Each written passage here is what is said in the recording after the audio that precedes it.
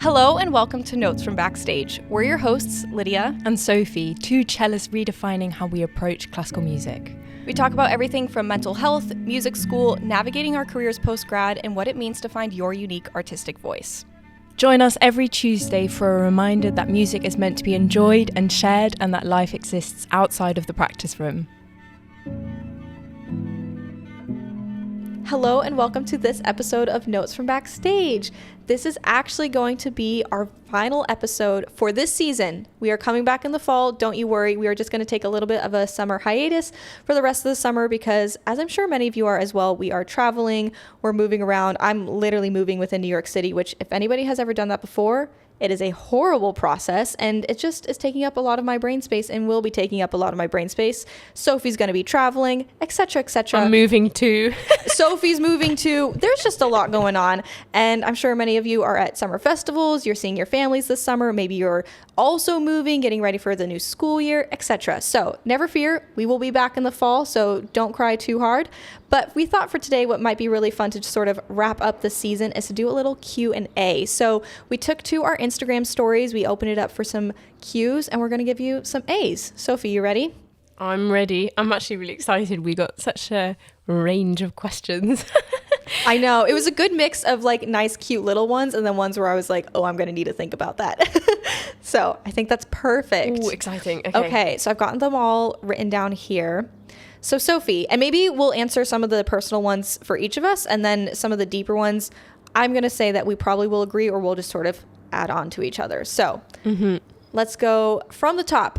So Kira sent in a few questions, and one of her first ones was, are your parents and siblings musicians? My parents are not musicians, no. I do think my parents are very musical. I think, for example, my dad has perfect pitch without realising it, and my mum has developed the most amazing ear.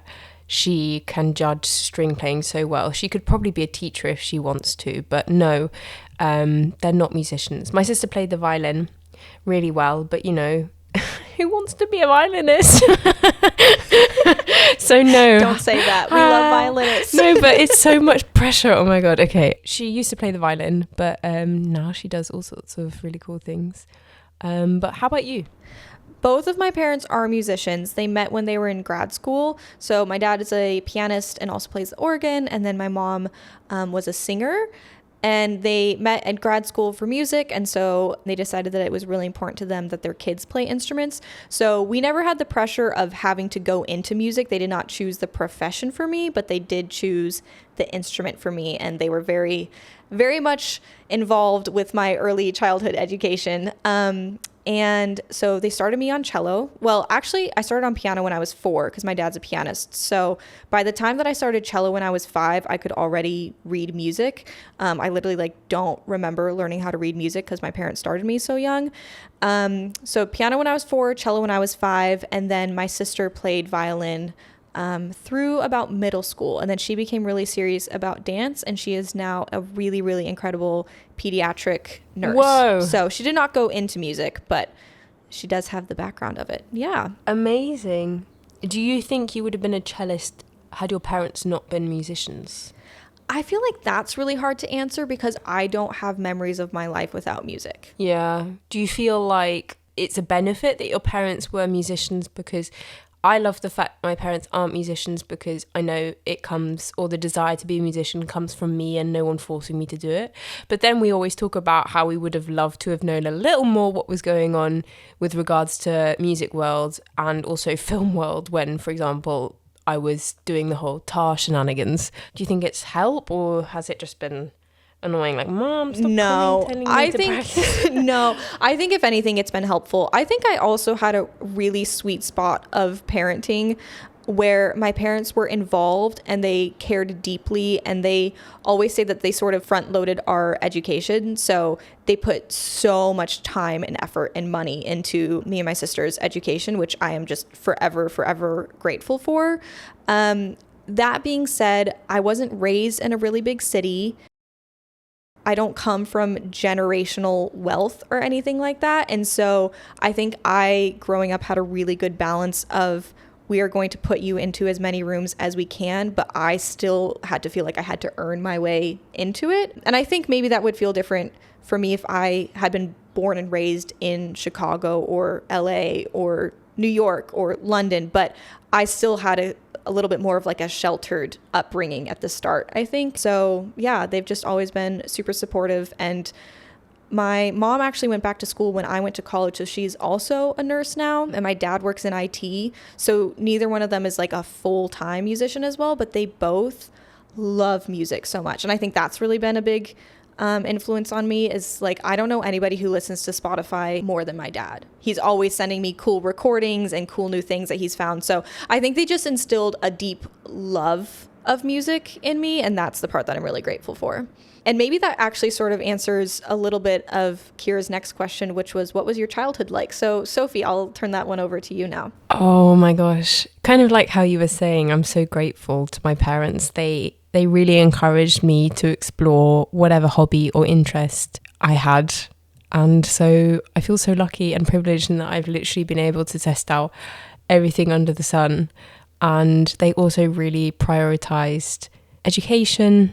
I went to a private school in the UK on a scholarship, which I know some people have a real thing against, but I'm so grateful to have had that scholarship. And my parents really cared about my sister and I having a good education. So it was that instead of, extravagant holidays, which I'm very grateful for. Yeah, but I remember I had a super happy childhood. I was doing all sorts of different hobbies, kind of like how I am now. I'm always doing a million different things because that's just what keeps me very inspired.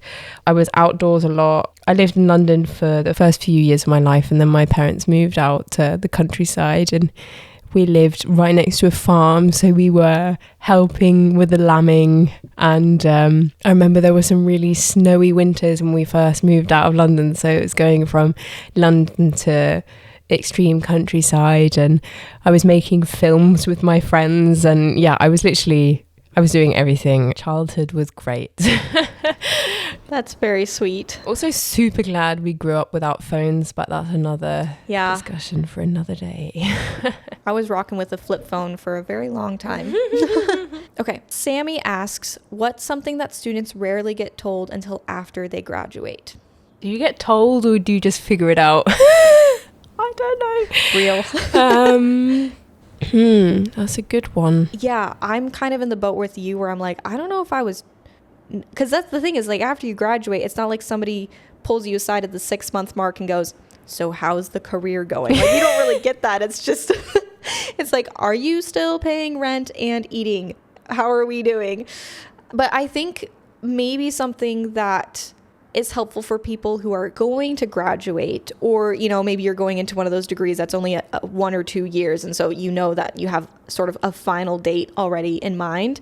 Because it's hard to think about these things when you're a freshman, nor do I really think that you should be thinking about them as a freshman. Like, when you were young, 18, first year in school, that's got its own host of problems. But I sometimes get questions from people asking just about freelancing in New York and building a career out of school, and asking like, what's your advice for doing that the first year out of school? Like, basically, like, how did you survive is what a lot of the questions will boil down to.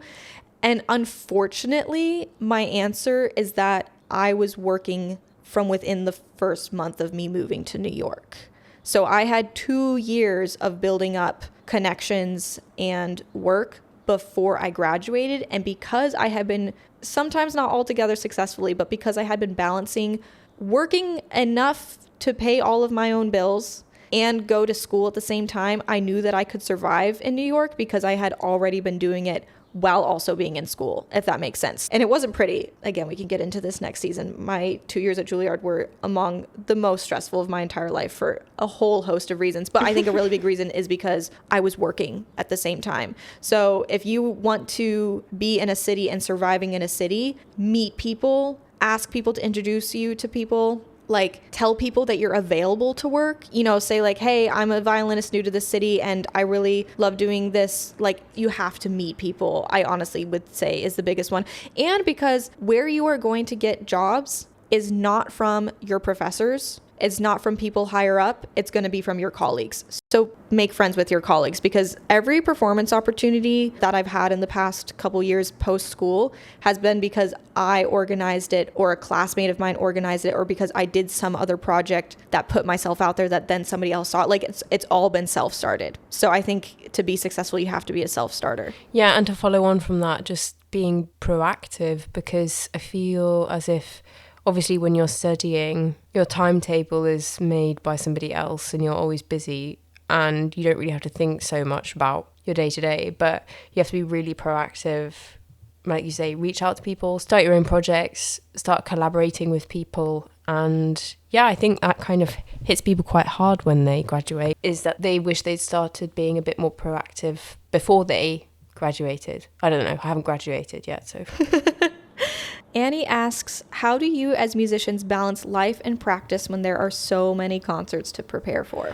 It depends. I guess you talked about rotating your repertoire in episode 5, taking breaks as a musician, which I'd highly recommend going to have a listen to.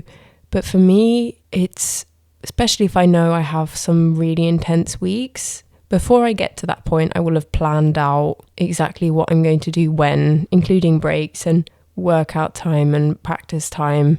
And so then when it gets to those weeks, I just don't even need to use my brain, because I've planned it out before when I knew I was in a calmer state of mind. And so I just go on autopilot and let my calendar tell me what to do.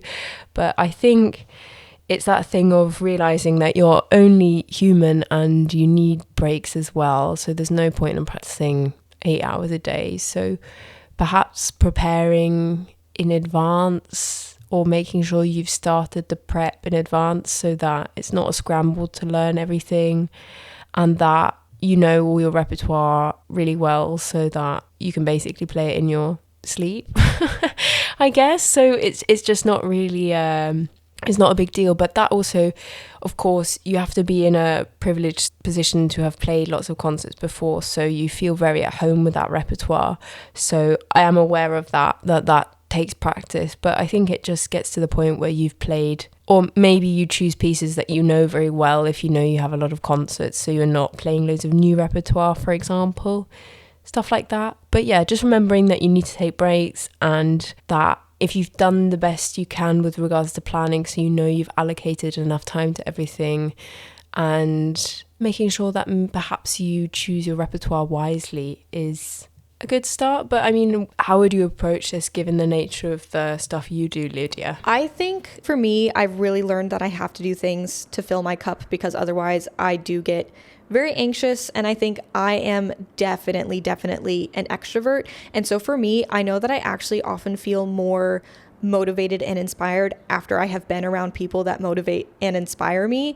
And so it doesn't have to be something long and extensive, but for me, it can be like coffee with a friend. Actually, I don't drink coffee. Matcha with a friend, or, something like that, that's, 45 minutes out of your Wednesday that then actually makes you feel like a human again, always has a reward for me. Because for my personality, I'm just so extroverted that like I would go crazy if I wasn't doing something social, not necessarily even every day. I can also be very happy with my own company, but I know that I get more inspiration and like excitement about life and the projects that I'm doing when I've been able to talk about them with other people. Yeah, and then you avoid that kind of spiraling stress being by yourself. Another thing for me is making sure I exercise enough during stressful periods. I go bananas. Yeah. If I don't, I go totally crazy if I don't exercise when I'm in stressful periods. It's just it's my outlet. Yeah. And I'm sure you feel the same way. Yeah. I also feel like we sort of took this as a social approach. Like, how do you sort of have a life while also trying to practice? I guess I would also say I love my friends. I think I'm a very, very social person, and I'm lucky I have a lot of friends. The line that I had to draw for me, especially when I was in school, was I was known as not being a partier. Because for my personality, that usually meant I was out too late. I would be not well rested the next day. I mean, I generally wasn't well rested in college, but it would sort of add an extra load of burden usually to like my day after if I had gone out the night before. So I go out way more now that I'm not in school than I was actually in school, because for me, that's how I had to preserve my sanity. And so I think it's also okay being like, hey, I have to turn down these plans right now. Happy to do lunch on Monday. You know, like figure out what system actually works for you. And it's okay to be known as a person that's not going to party, because that was definitely me. Yeah, but getting enough sleep is key. Well, it wasn't really like I was sleeping. It was usually stress doing something else. So it was usually like so stress true. Emails or practicing. Or like I said, I mean, I worked through school. So a lot of times I was also like, hey guys, I have a gig down here. I'm not going to make it uptown 45 minutes to then have to turn around and come home by myself at 2 a.m. Like that's just not going to happen. And so, yeah, I think just like know what fills your cup and then draw your boundaries when you need to, is what I would say. Yeah. Ashley asks, how often do you change your strings? I try to change mine once a year, but it's so expensive. Mood, honestly. Oh. Every time I change my strings, I shed a tear. Yeah. Because it's just like, bye-bye, all my money. I remember once texting my mum, just bought new strings, I'm eating pasta for the next month. Yeah. Yeah. It's like eating pasta and lentils for the next month once that's done. I can't even, I'm allergic to lentils, so I can't even have cheap protein. No. Yeah, anyway, okay. It depends. I think even Pablo Ferrandez, the cellist, does the same thing as me. If I'm doing a lot of solo concerts, I will, at a bare minimum, change my strings twice a year and probably change the A and the D string every 3 months. It hurts. But sometimes you can get strings for free if you write. I know some people who have written to Jargard and Larsen strings and gotten stuff for free. So maybe you could try that. I'm not sure. I don't know if it will work, but one day I'm going to have to end up selling my kidney to be able to afford strings. How about you? How often do you change your strings? I think I tend to fall in that 8 months to a year window usually, unless I've been traveling a lot and like humidity changes or something have been crazy. I usually fall in that 8 month to a year range. And I'd say whenever I need to change my strings, plus 3 weeks that it takes me to gather the courage to actually do it. That's my answer. Yeah, I guess when you're doing solo stuff, you need this kind of metallic punch to the back of the room, which is maybe not always what sounds the best right under your ear.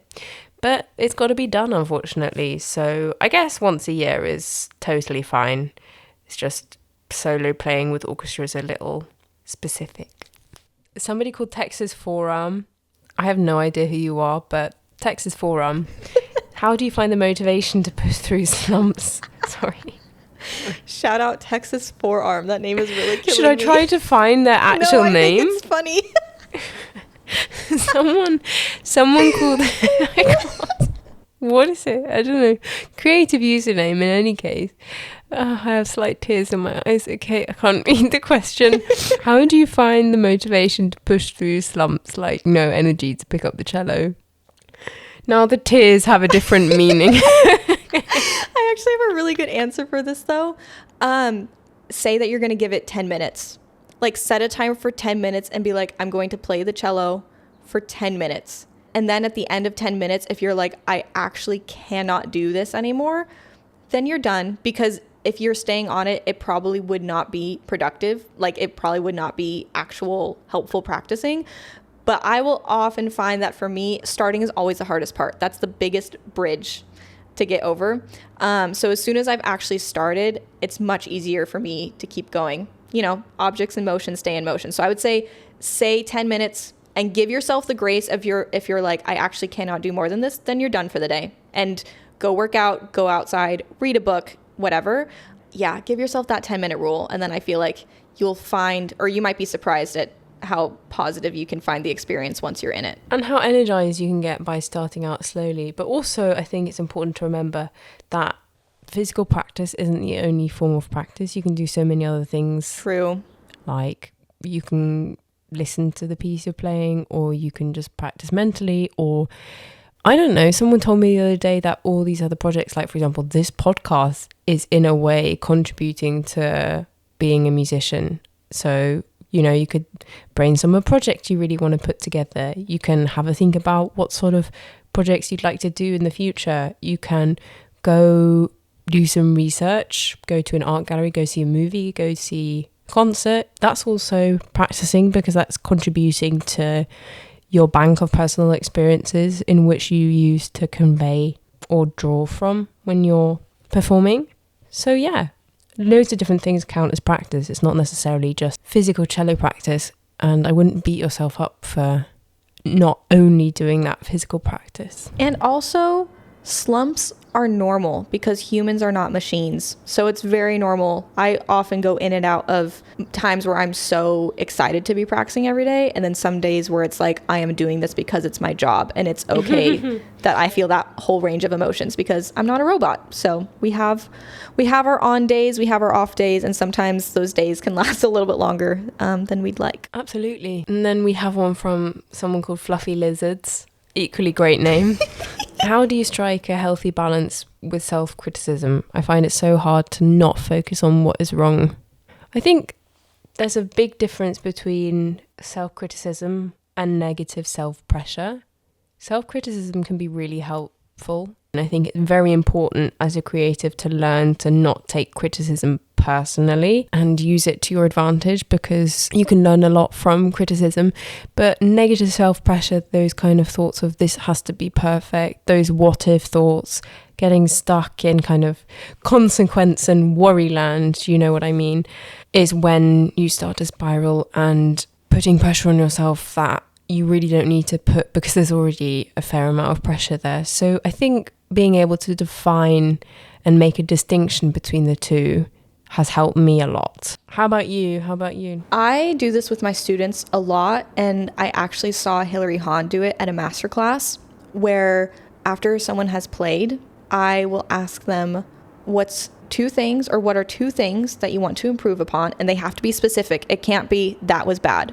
It needs to be measure 34, I wish I had wider vibrato. Like, it needs to be something very specific that we can actually quantify and make better.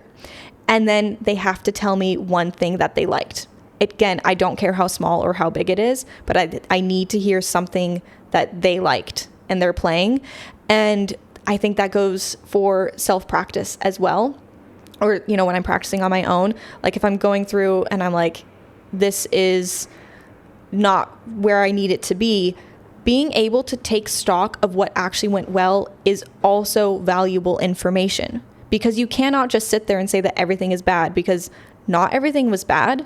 Maybe you felt more secure with your bow hold that day. Maybe that's something you were working on. Maybe your shifts went smoother than you thought they were going to. Like, there is going to be something that went well, and that is just as important as feedback as what you need to improve upon. Because if you aren't taking stock of what went well, I think in my mind, you aren't listening carefully enough, because it doesn't matter how big it is.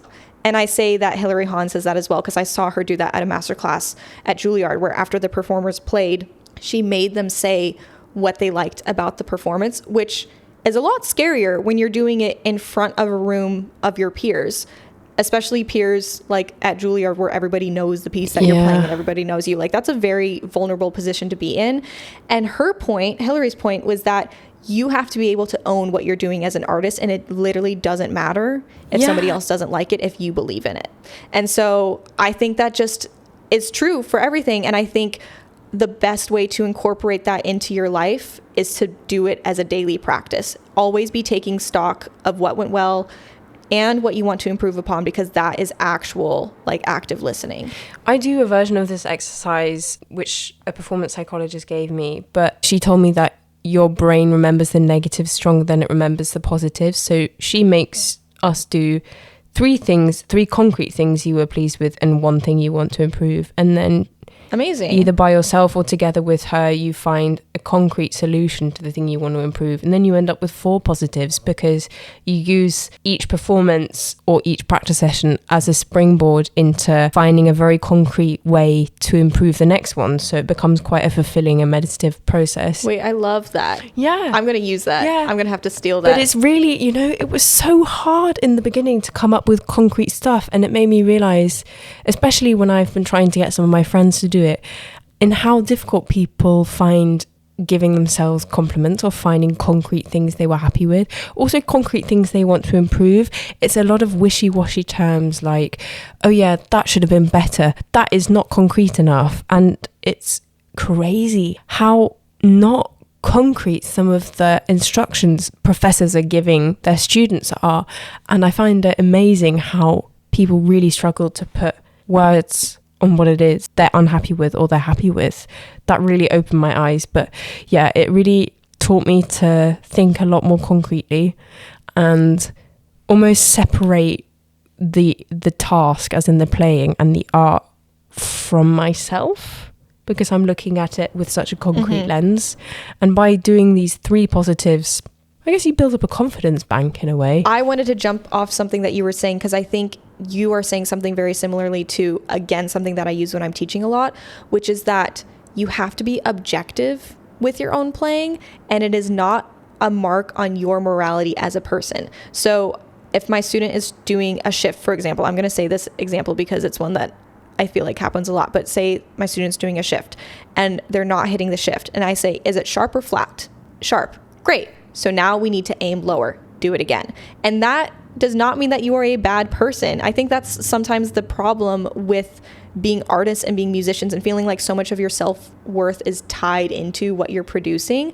But being able to say, I played this note out of tune, does not mean that you're a failure. It's just an objective observation. And so maybe that's sort of also like tapping into what you were saying, Sophie, just like being able to objectively look at something and sort of remove your ego from the equation and just say, I want this to get better. It's hard to do, obviously easier said than done, but I really think that's kind of cracking the code for doing healthy practice, I guess. Yeah, so well said. Oh my gosh. Anushka asked, nerves on stage, how to stay in contact with body and cello if you are nervous. Do you guys know what power poses are? Do you know what a power pose is, Sophie? I do. Love a power pose. I learned them from my undergrad teacher. Like, basically a power pose is a pose where you are taking up space, and they have been scientifically proven to give you more confidence. And people use them, like CEOs use them before big meetings or before big presentations. You know, you can use them in a lot of different settings where you just need to have that extra boost of inner self-confidence. But yeah, if you stand backstage and you stretch your arms out as wide as they go and you've got your feet as wide as you can stand and you're just standing there taking up space, again, it's just kind of a brain hack. Like, sounds kind of silly, actually works. I think for me, accepting that the nerves are a good thing in that it gives you that extra kick. From personal experience, I play better when I'm nervous because it gives me that extra something. Yeah, I think it's noticing that, or it's realizing that nerves are just a part of your body and it doesn't suddenly just descend on you out of nowhere. And that is actually your body telling you you're ready. So it's a combination of that, and then also just relying on the work you've done, trusting the preparation, and trying to find a state. I think some people call it flow state, but I just like to try and find a state of being really in the present moment and focusing on the task, aka the playing, not how I'm feeling, because then I'll just be like, oh my God, I'm so nervous, I can't breathe, but focusing on the note I'm playing there and then, and maybe the next one, not much further than that. Being really present.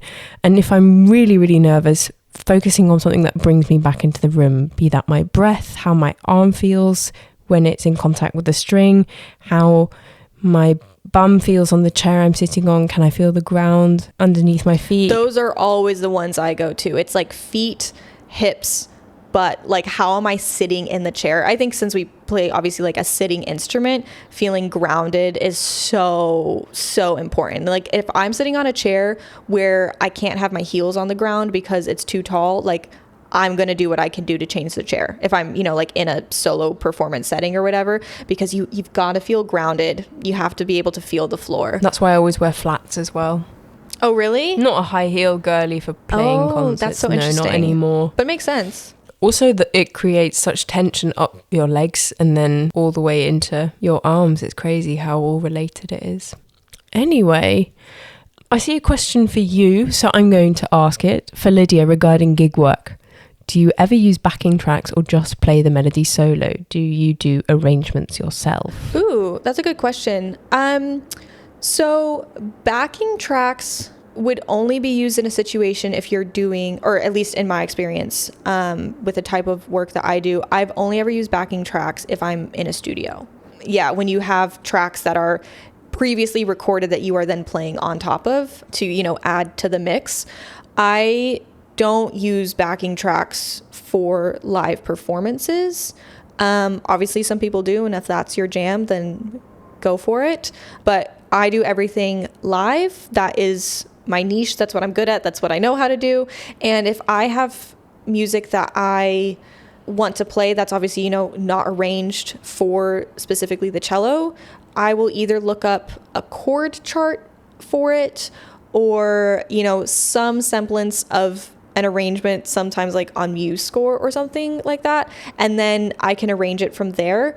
I have gotten comfortable with doing arrangements and kind of improv on the spot just because I've had years of experience with it at this point. If that's something that you are not comfortable with and you are going to a gig and you have a specific song request, learn the song beforehand. Like, take it into consideration that this is something that somebody has requested for a reason and you should be able to do a good job. But the more that you do it, the more that you will be comfortable like moving around different chord progressions, being able to add harmonies. Maybe you'll have somebody that you really like playing with that's really good at improv. I have a violinist friend in the city that he's always my first go-to for hiring because he can just play the heck out of anything. Like, fantastic classical musician, but also can fiddle, can jam, can do all the things. And I've learned a lot from him. Like, I've also just learned a lot from doing it with him because I've seen how his ear works and how he can respond to settings in that way. So yes, I guess long story short, I play melodies and everything else live. But I often am using like some sort of chord chart, or even just like if it's a vocal song, I'll have the music there so that I have a reference point, but it doesn't mean that I'm doing everything exactly as printed, because sometimes things sound better in different ranges or with different arrangements. Amazing. Sophie, I have a question for you. Can I insert myself into this? Sure. What's some of the best new music that you've been listening to recently? Like album or artists? I want to know. I'm in my like walking around New York City headphones on era. So like, what's new music that you'd recommend? So if you want a recommendation, I have a Soundtrack Sundays theory. No, I'm joking. I'm not gonna. Yeah, no, but actually, I have a series on Instagram and TikTok, called Soundtrack Sunday, where every Sunday I recommend a soundtrack that I love or I've discovered or I've heard in the cinema, because I love going to the cinema. I have a cinema membership. I don't have a TV. I just go to the cinema all the time because not all the time, but I much prefer witnessing scores on the big screen. One of my favorite scores at the moment is The Outrun by Jan Misser and John Gertler. It's this amazing, very kind of folklore-esque inspired score. You really feel like you're a mermaid under the sea, but then it has all these amazing techno elements as we switch between being in the Orkney Islands, which is kind of in Scotland, and then being in London and the techno club scene, and then there are these bits where it all kind of merges and you're not sure where you are. And I was like, how is it possible to merge techno and folklore? It's like amazing. But yeah, I love that score a lot. I did really like Harry Styles' new album. I thought that was a bop. That was a lot of fun to listen to. I've always been a massive fan of Hania Rainey. I find her very inspiring, and she's also amazing live. She plays on like 4 or 5 different instruments at one time, which I think is incredible. And she's also started scoring films as well. So yeah, a big inspiration for me. The thing is that the Soundtrack Sunday is such a big thing for me. Like, every week I have to go and sift through film scores that people have either suggested or I've made a note of, or actually just try to discover a new one, because I would just really not like to recommend a soundtrack that I don't feel strongly about. So I have to definitely sift through a lot of music every week. So I guess all my favorite things that I'm discovering go in that playlist I have and on my Instagram in that series. So I also heard a really cool new piece by Thomas Adès called Shanty. We're running with the nautical British theme. Incredibly beautiful piece of contemporary music. Really, really epic and super atmospheric. I would highly recommend. It's only about 8 minutes or so. So give it a listen. How about you though? I love that question. Like new music I've been listening to recently? Yeah. Or just, I mean, not necessarily new, but just music you love. I guess stuff that I've been listening to lately has not been a ton of classical. Although I did get to hear Peter Viswale playing the full Bach cello suites at Carnegie Hall. That was so cool. I mean, it was 3 hours, but it was insane. And I felt exhausted even though I was not the person playing. Like I was like, wow, that was mentally so crazy to sit through. And that was really inspiring for how he approached it live with the amounts of ornamentations that he added and little improv things here and there. And yeah, I just like really enjoyed it. And I've always liked his recordings of the suites as well. So like I knew that I would like it. But it was cool to hear him do it on a modern cello. And he actually didn't use a 5-string cello for the 6th suite either. He did it on a 4-string. So I just, yeah, it was really cool to get to hear that live. So that's maybe like the coolest live thing that I've heard recently. And then I have been obsessed with the Olivia Rodrigo cover of CMAT's When a Good Man Cries. It's on YouTube. She recorded it for the BBC One like live lounge. It's so good. It's so good. I want it on streaming, but yeah, that has been on repeat. Okay, and then I want to circle back because I actually realized that I missed one, but it was a very long question, and so I want to answer it from Jasmine. She said that she has been thinking a lot about breaking free from her negative relationship to practicing, specifically tracking practice hours. And she's realizing that it's better to practice for fewer hours with really good focus, and that many cellists and musicians that she admires come to that conclusion later in their adult life, but that they all had at some point that more is more mindset, and that she can sometimes feel discouraged about that. So her question is, do you think at least a few years of toxic, endless work is necessary to be successful as a cellist, or could it be done another way? Lots of love. Jasmine. Lots of love to you too. We are here for you, girl. Yeah. I don't know. I don't actually think it was necessary. I was so unhappy when I was practicing 8 hours a day. I felt like my back was breaking a lot of the time. I didn't know what I was doing. I was just practicing random stuff. I had no plan. I had no idea how to improve and actually practice. The most interesting thing for me was when I started studying with a teacher who actually taught me how to practice.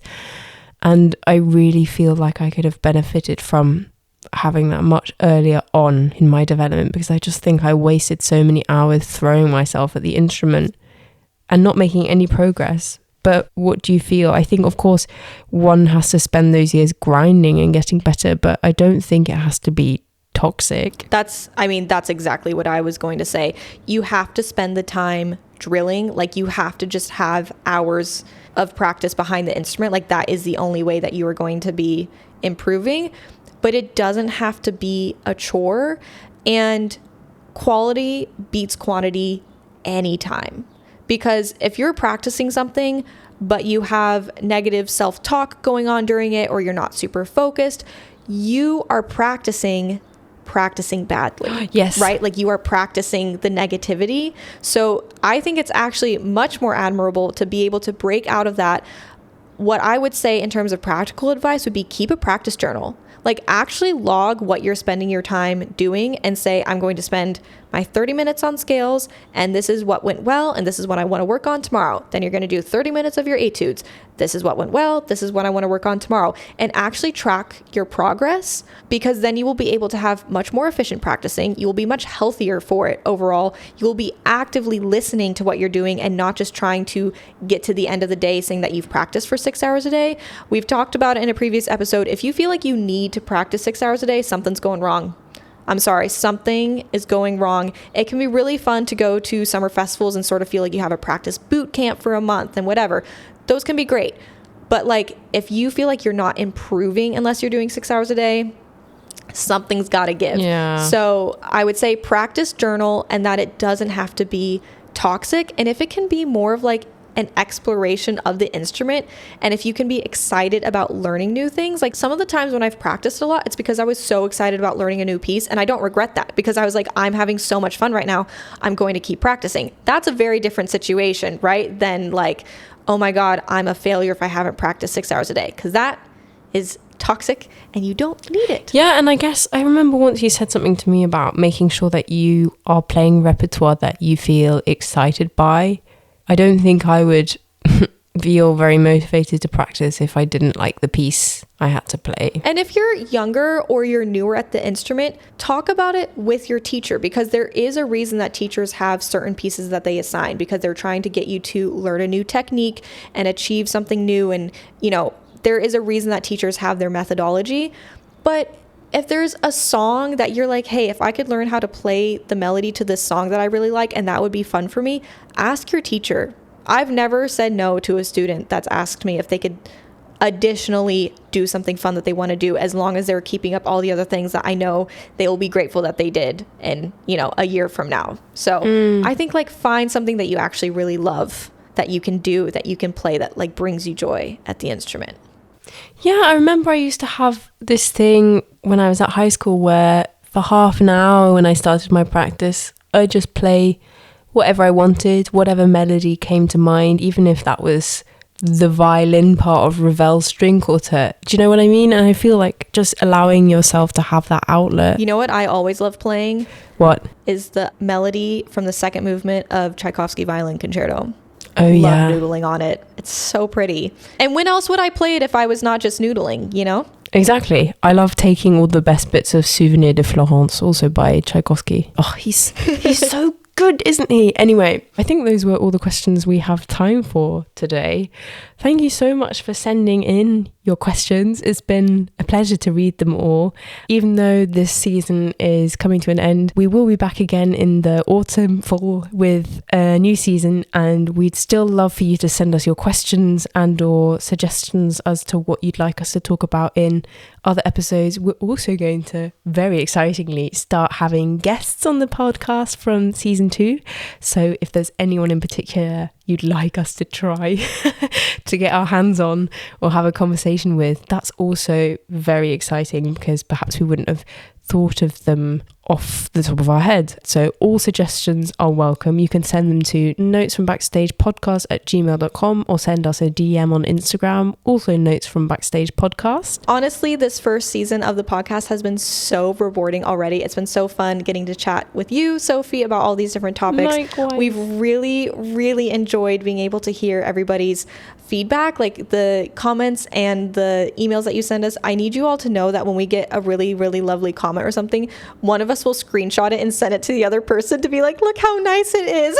I honestly cannot believe how kind some of you are, and I know the internet is a bit of a weird place and maybe it can feel superficial, but honestly, when we get emails or comments like this, it really makes our weeks, and it's the reason why we do what we do. And it's so lovely to hear that this helps some of you at the very least. And yeah, likewise, Lydia, it's been honestly one of the biggest pleasures this year, or like the last 5 years for me, to get to do this with you. So I'm really looking forward to season 2, and I guess have a lovely summer, everybody. Yes, have a lovely, lovely summer. If you liked this podcast, if you're excited for season 2, it really does help us. If you want to give it a like or a follow, depending on what platform you are listening on, it just helps us push it out to more people. And as I said, and as Sophie has been saying, this is not goodbye. We are going to be back very, very soon in the fall. So hope everybody has a lovely summer wherever you are, and we'll be back very soon. Bye, guys. Bye.